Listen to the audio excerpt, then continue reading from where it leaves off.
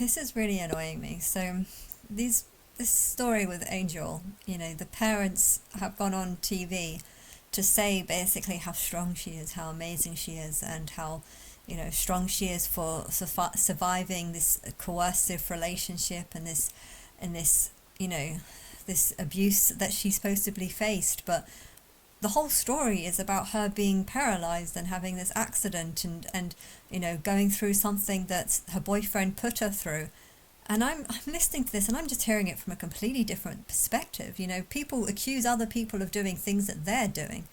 I feel like they're the ones that are being coercive. They're the ones that are being abusive to their own daughter. Their own daughter is paralyzed. She's lying on a bed, unable to move. She's suffering every single day. And she's getting her parents to be like, wow, you're so amazing, you're so strong. And yet she spent 3 years not being able to speak because she's so paralyzed and been left brain damage. And she's in such a horrible state. She probably doesn't remember much because of the I don't know what brain damage it's caused, but she's gone through a lot. And I don't see it, the abuse as being the boyfriend. I don't know what the relationship was like, and I'm not saying it's a good one. He called her a slut and stuff like this, but sometimes guys listen to music, girls listen to music, and being called a slut and a hoe is actually kind of a compliment, because it kind of means you're attractive and people want to have sex with you. And I feel like older people, the older generation, wouldn't see it that way, but the younger generation might see it that way because they have a different interpretation of these meaning, these words and stuff. And okay, I think it does lead to feeling bad about yourself or feeling easy, but she's the sort of person that might look at an ugly person and be like, oh, you could never be a slut. Why? Because guys wouldn't want you. And if you're a slut, well, that means that you're pretty and guys want you. And she says that the parents say a lot of stuff, and they're supposed to be talking about the abuse and the coercion that she faced. But that's not how I understand it. This is how I understand it. I'll just go through it. It's not herself. Tell us what those things were and what you want parents this morning to be thinking about. Moment that you now look back and thought she was not herself. Tell parents to think, what is happening? My daughter's taking these lovely selfies, she looks great, she's got a boyfriend, but there were things that were going on in her behaviour in those months leading up to this horrific moment that you now look back and thought she was not herself. Tell us what those things were and what you want parents this morning to be thinking about. Clothes. Her appearance. In what way? So Angel used to wear a lot of skinny jeans. She had a beautiful figure, so she could wear, well, she's 21. Yeah. She just wears 21-year-old clothes. You're going out like that, but then that went to tracksuits and baggy tracksuits. So say that again, Dad. Yeah. Then that went to wearing tracksuits and hoodies and not wearing makeup and. Sometimes that comes of age. You go through a phase where you want to impress people and you want to wear certain outfits. And then you get to a point where, what, I'm done impressing guys. I'm not out to impress guys. I've got a guy that I like. I've got a guy that I'm with. And I want to wear more comfortable things. Why? Because tracksuits are more comfortable and I don't want to impress other people. And therefore, her changing her clothes is not a sign of abuse. This is supposed to be teaching people how to teach parents how to be aware of if their daughter is being coerced or in some sort of abusive relationship, and yet you're using your daughter choosing to wear tracksuit bottoms and wearing less makeup. You do realise that's not a sign that your daughter's in an abusive relationship. Just hair. She didn't really have her hair down like she used to. It would be tied up in a bun. Sort of disappearing a little bit. Not like... Wearing a bun does not mean you're disappearing. It just, sometimes it's easier to put it up in a bun just because you don't have to brush it as much or something. It's easier to manage when it's in a bun. The makeup she used to do, she wouldn't go out before without putting her eyelashes on, and, it used to take probably an hour to... And what other things now, looking back, do you think? Because I know, a sense of sort of panic every time he would ring or he was waiting. She couldn't quite hold a normal conversation. She was like, I've got to go, I've got to go. Yeah. Okay, that is sometimes a sign of control, but it's also a sign that she wants to impress that other person. She likes that person. I know that feeling. I've had that feeling. I can't remember who it was, but there was a feeling where someone's waiting for me, I've got to go. And in a way, it's actually kind of a nice feeling, because you feel like there's someone you want to go for or want to be with. And that's kind of a nice feeling. So just because someone feels that way, that doesn't mean they're in an abusive relationship or being controlled by anyone. It's like panicking, wanting to please the other person, even if it meant cutting short time with her parents. She loved you. Yeah, it was been really difficult, and it felt. I think there's a high chance that she was putting this guy before her parents, but I also feel like there's quite a high chance that she's had this accident. She's ended up in hospital, and her parents have accused the guy of maybe pushing him out the car or pushing her out the car or doing this. And I'm not saying that this isn't the truth. I'm just, it was when on the coach to that walk, it was just making me wonder, is this story completely fabricated? And is this guy lying in prison right now, really, sad over what's happened to her and angry at the parents for keeping her child away from him? And, I'm not saying that sounds like a great person, because that film made it seem like he is a very bad person, all the obsessive texts and stuff. But sometimes people can be obsessive because they generally really care for the other person. And, if the only reason why this accident happened is because she opened a door when they were driving 60 miles an hour and he was trying to impress her by taking her somewhere nice, and then she was just like, no, I'm going to get out, and she did get out.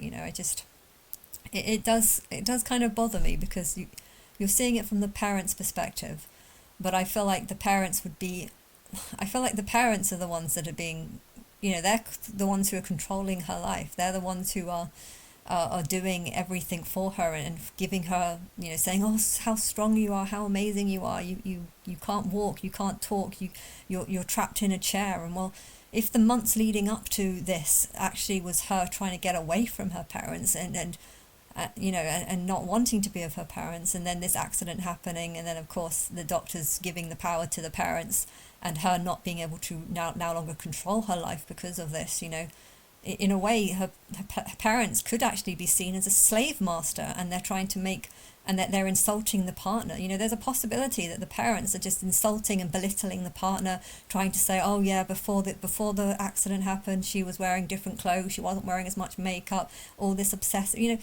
It would be so easy to change the story and make him seem like the monster, when really the parents could be the monster, because they're the ones that are keeping their daughter entrapped in this and saying how strong and how amazing she is for just being paralyzed on a bed, unable to live, unable to have friends, unable to talk, unable to communicate.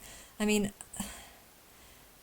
I think this is an abusive relationship, but I think the parents are the ones that are abusing the child by making out how amazing she is for what? Not having a life? All the things that they're accusing the partner of, controlling her life, dictating her, talking for her, not letting her do anything else other than be with. Aren't the parents doing just that? She can't get out the chair, she can't walk, she can't. And it is annoying me. It is annoying me because these parents are trying to put all the blame on her partner.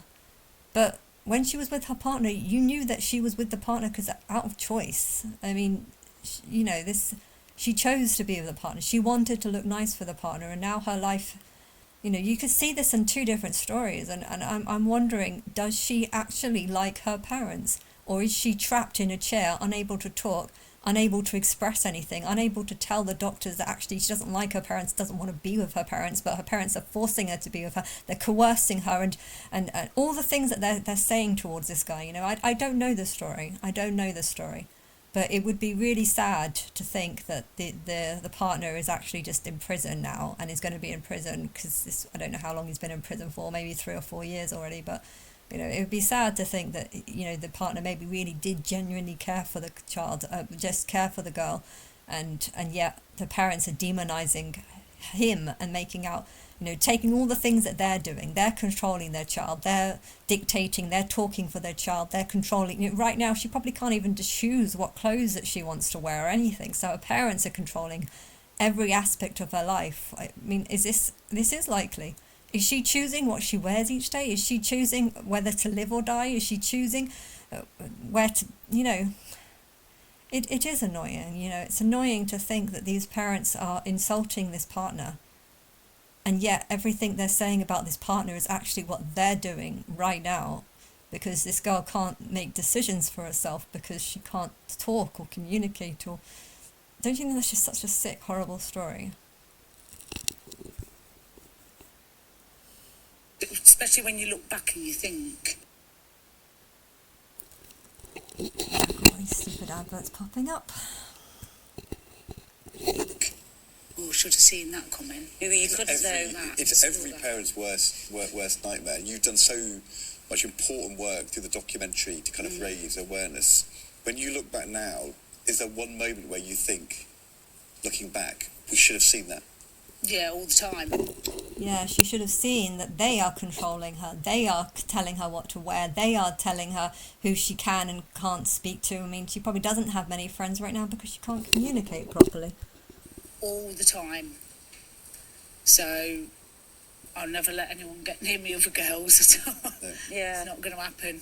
It's No. just, And just tell us sort of some of the moments of joy that obviously we saw her saying mum again. And for you, Dad, what are the moments that you now, when you go to see, she's in a rehab and you hope that she's going to come home to you at some point? Yeah, we've had lots of adaptations done to the house now. It's nearly finished. So Yeah. got the bathroom now, Yeah. Angel's bathroom to do, and Yeah. living out. Okay, she said in this that she's not actually at home. She's in a rehab centre, but I just... What kind of life is she actually going to live? Area should done. be. yeah, She needs 24-hour care. Oh, doesn't she? yeah. Yeah. Well, she has an incredible family around her, and She she does, knows who you are.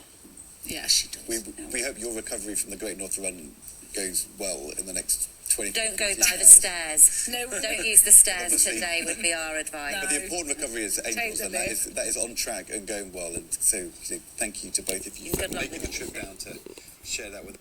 Okay, I got it a little bit wrong because she's not actually living. I think she's living with them right now, I think.